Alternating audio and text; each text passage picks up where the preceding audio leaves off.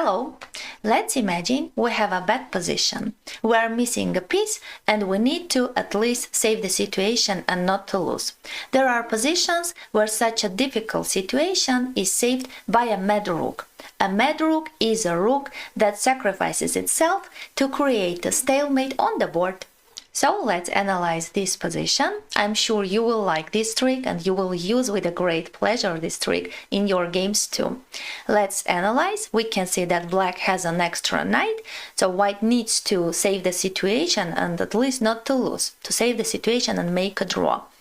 White plays rook g1, they sacrifice their rook. If black takes, it will be a stalemate because we can see that white's king has no move. They can't go here because of this king, h7, g7, and also black's rook is controlling all these false squares. Not only white's king, but white pawns also can't move because they are blocked.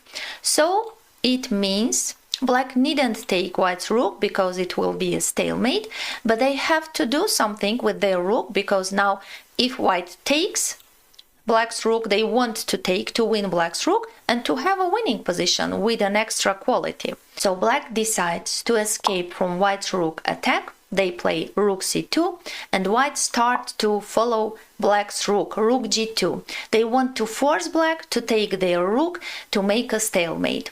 Rook c3, black rook is escaping, white rook is following. Black rook is escaping, white rook is following. And finally, after rook c5, when black rook starts to control this square, let's imagine for a second this position without white's rook on the board. If there is white's turn, it means that it's a stalemate because white king can't move, because all these squares are controlled by black's pieces, and as I said, white pawns also can't move because they are blocked.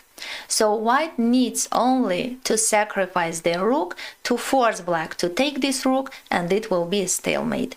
Rook g8, a great sacrifice. Black has to take because they have no other protection from this check. King g8, and it's a stalemate. Finally, it's a stalemate.